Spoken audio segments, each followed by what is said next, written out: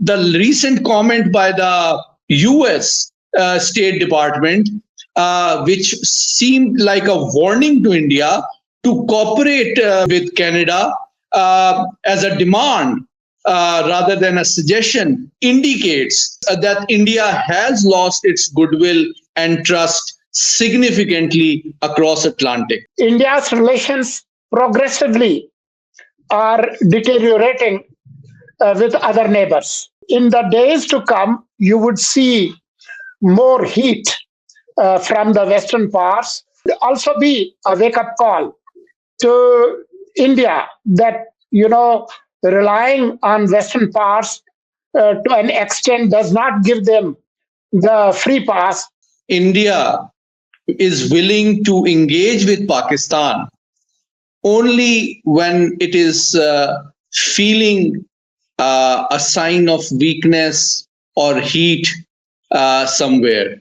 But whenever it has a self-belief of glory and power and status, it follows a policy of promoting global terrorism around the world through its intelligence agencies. The very fact that Indian External Affairs Minister chose to come to Pakistan comes in the wake of quite a few developments. From the Indian national interest, I think it was a smart move by India to send their top diplomat.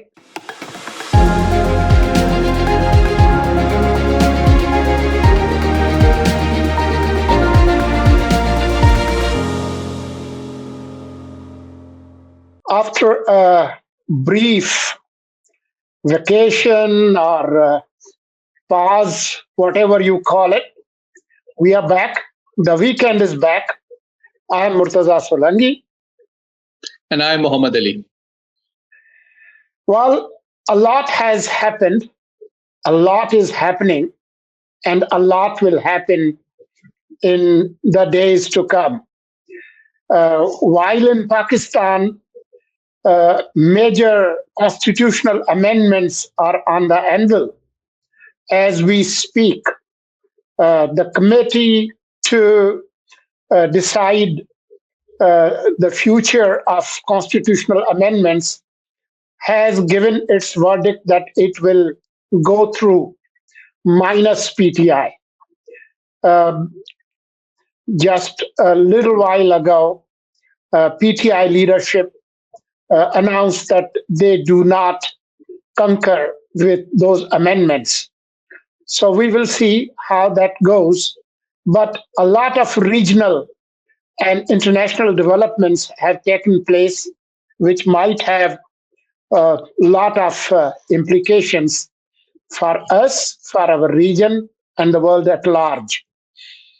While in the conflict in the Middle East, the recent news is about the assassination of Gaza Hamas leader Sinwar, Yahya Sinwar.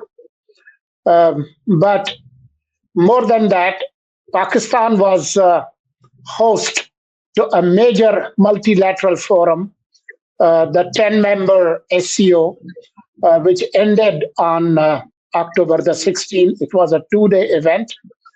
And interestingly, India's External Affairs Minister, Jaishankar, did arrive. We will talk about that as well. While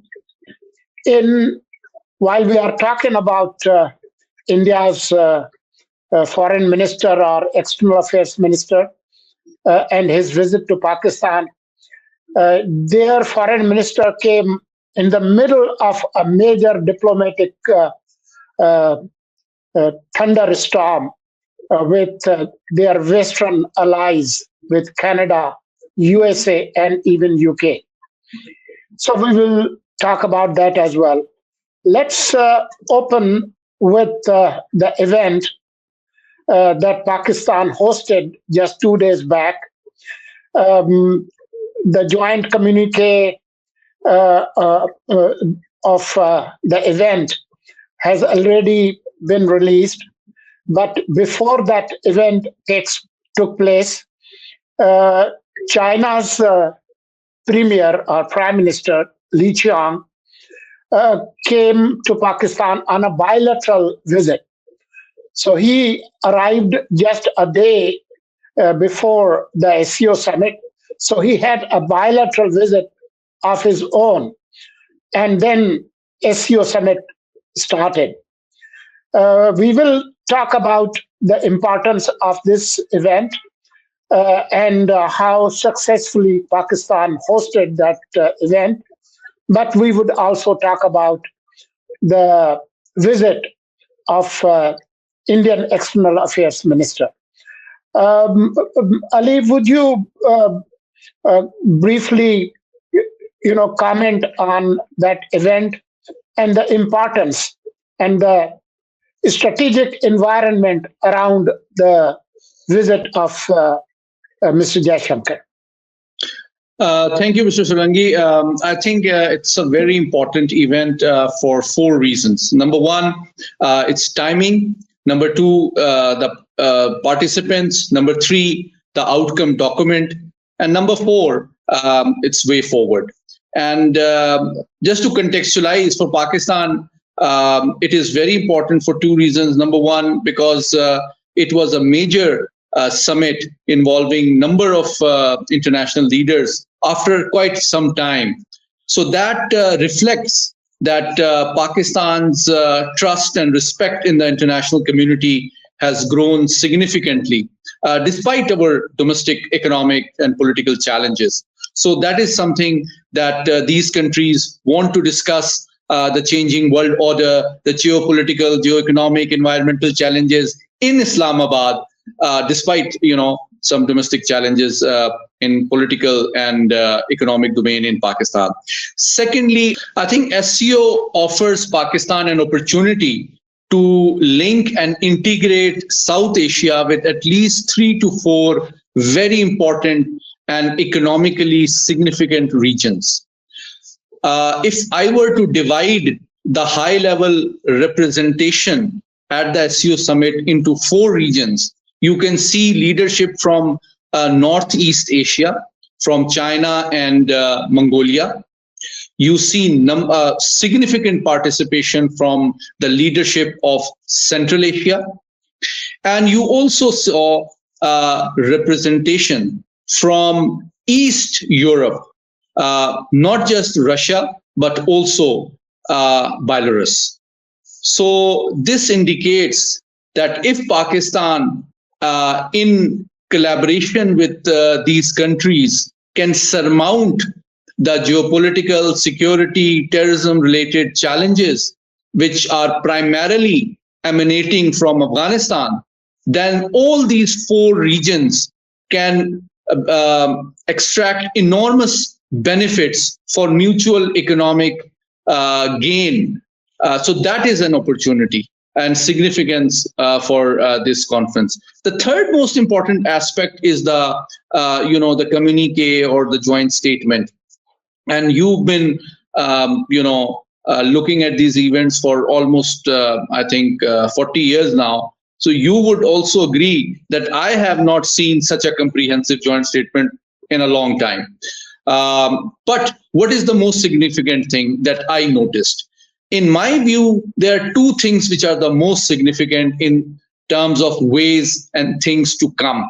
The first thing is that it recommends that the Belt and Road Initiative of China, which essentially is a geo-economic global roadmap, needs to be reinforced by evolving a Eurasian economic union.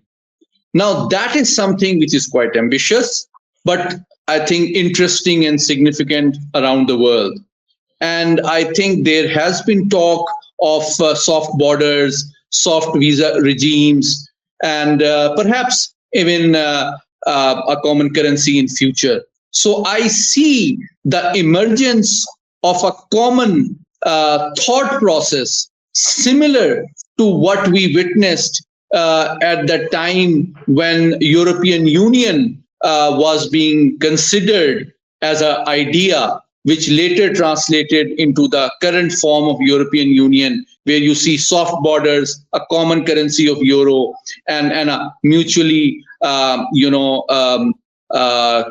well considered foreign policy, if not a single foreign policy. So, and there are common binding factors which have brought these countries of SCO member states together, including separatism, including terrorism, including drugs trade. So I think there's a lot that these people are interested and are worried about. And let's see in the days to come and years to come if these countries walk the talk. What's your perspective on this, Murtaza? Ali, I think you have explained the context and the importance quite, comprehensive, quite in a comprehensive manner. While you discussed how the leaders of Northeast Asia and Central Asia and East Europe participated at the highest level. An important participation was from what is also known as West Asia. Iran, despite the troubles they are having, they had a high level representation. So that, and when you add India to it, the entire South Asia somehow is represented. It has been talked about, how big this area is, with almost 42% of the global population living in this under this multilateral forum, and over 30% global GDP is somehow residing under the framework of this multilateral forum. The importance of SCO is also emerging because of the change in the global order.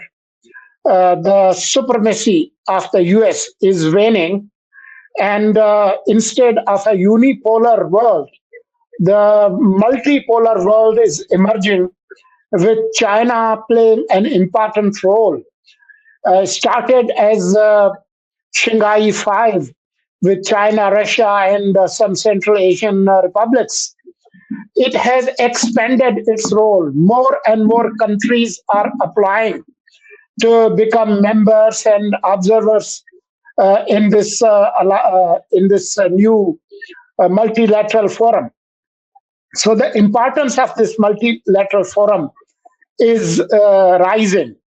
The very fact that in the global rivalry, India is part of the Western powers bloc, but they chose in 2017, along with Pakistan, to be a member of this, because even Indian strategists know where the wind is blowing. They also know how the world is changing. And we will talk about that changing scenarios in a little while.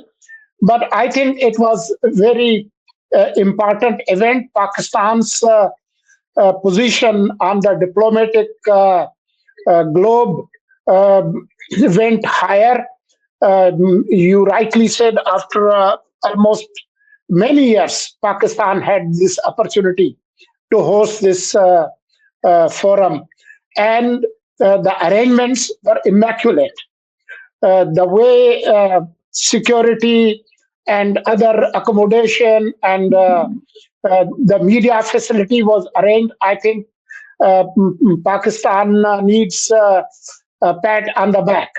And even Indian External Affairs Minister Jaishankar, on his parting tweet or X post, acknowledged not only the hospitality but the arrangements that were made. So, So let me quickly ask you, since you mentioned the Indian External Affairs Minister Jaishankar, what do you make of his participation? Why did he come? What did he say? And what should we make out of it? well, I will try to pick your brains on that, but let me just put my 2 cents. As I said in 2017, when India joined this forum, SCO, India was already part of the Western powers bloc. They are part of Quad. They have a strategic relationship with United States. But every country has to see the global developments from the prism of their national interests. So they also know that US is not a waxing moon, but a waning moon. The de-dollarization is already being talked about, and the European alliance with the United States is weakening. So, in this changing global order, with China sitting on their necks, they have to think about their own national interests. Now, the very fact that Indian External Affairs Minister chose to come to Pakistan comes in the wake of quite a few developments, including uh, the developments that recently have taken place vis-a-vis the region India is part of, and also at the global scale. There was a time Indian strategists were planning to isolate Pakistan, to consider Pakistan irrelevant, as they were, trying to cozy up with other South Asian neighbors like Bangladesh and Sri Lanka and Maldives. As you have witnessed in last uh, couple of years, India's relations progressively are deteriorating with other neighbors. The recent most was Bangladesh, where they lost their strategic asset, as they would call it, Sheikh Hasina Wajid, and the worsening of relations with Bangladesh. Last year, I was in Malé on the oath taking of the new president of Maldives.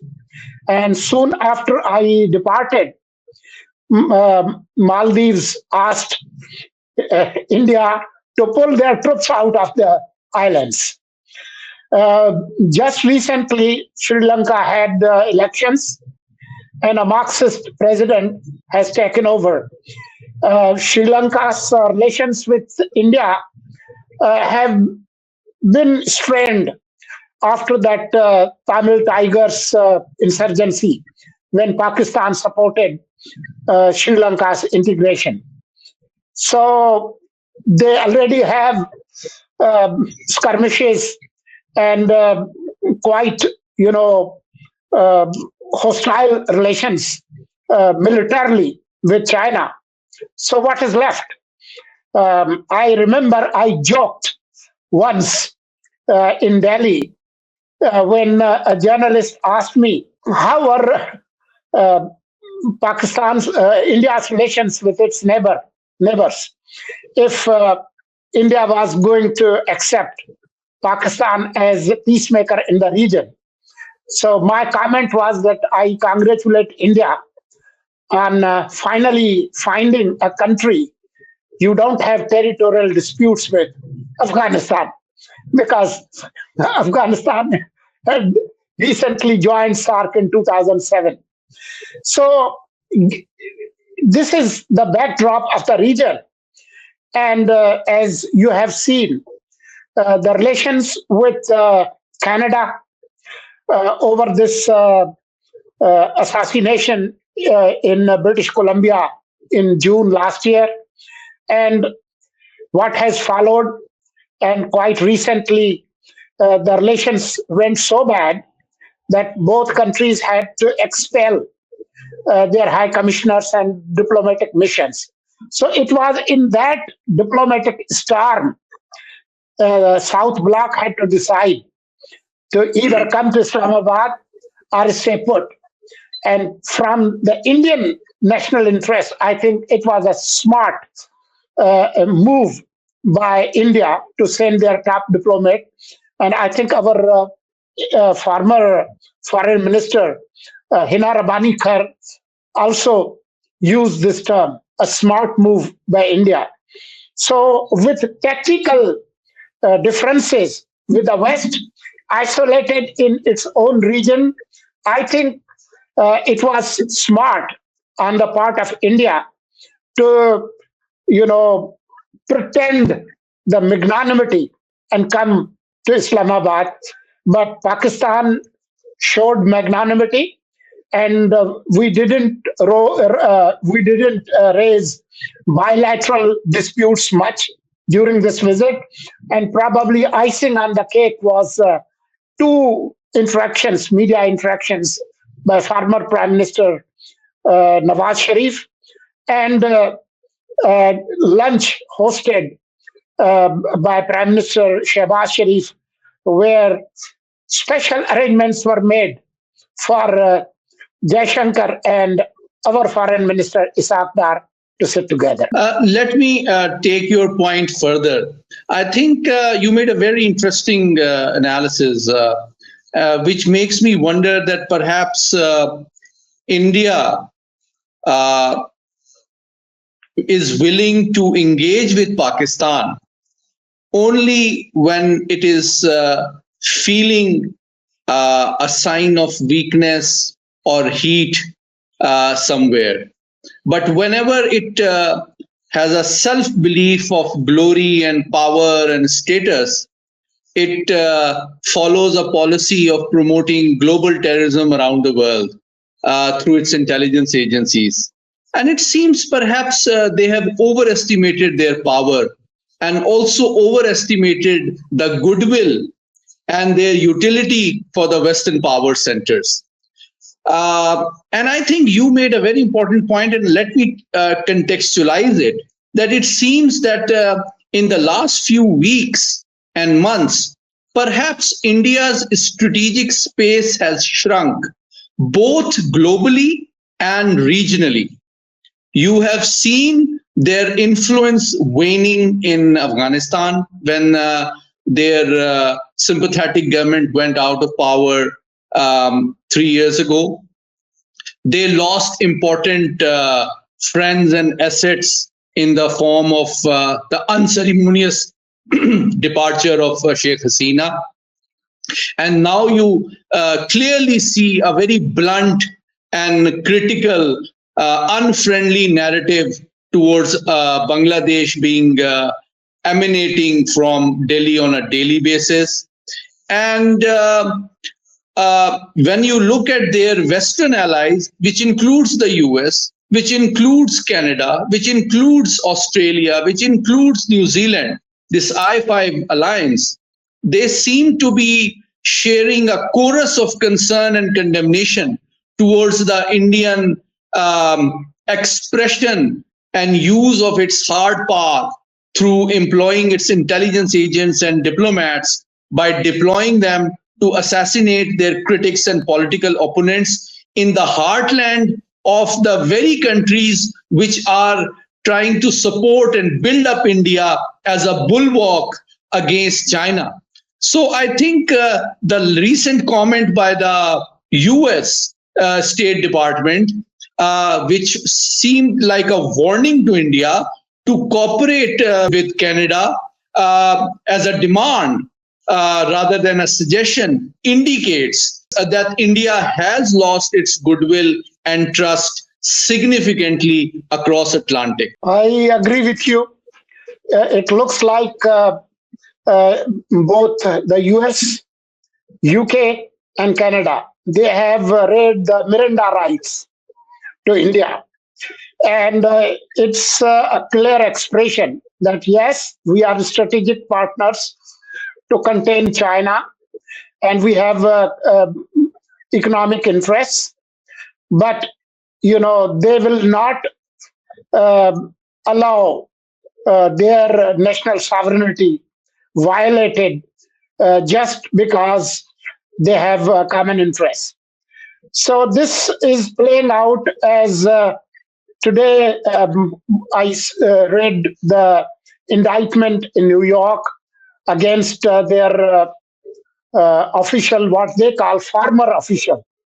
One of the accomplices was already extradited from Czech Republic, Prague. So in the days to come, you would see more heat from the Western powers, and eventually an equilibrium will be achieved. I understand that the interdependence and the strategic interests both have. Finally, they will be able to resolve this. But this would be a major wake-up call to South Bloc, to Delhi, that the aggressive, muscular, arm-twisting methods under Modi government, under Ajit Doval, will not get a free call in the Western Hemisphere. So you see the solidarity of Five Eyes on this issue.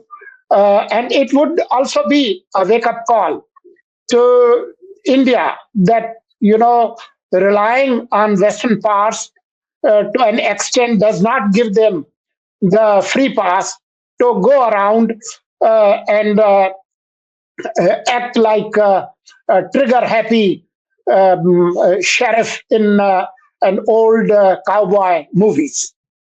I think something related to the cricket as well, which is the most popular sport across South Asia and draws more attention from this part of the world than perhaps anywhere else in the world. And last week, when Pakistan lost to England in the first test, there was a lot of celebration and criticism in the Indian media and social media that Pakistan has a very weak team. But two things have happened in the last 24 hours.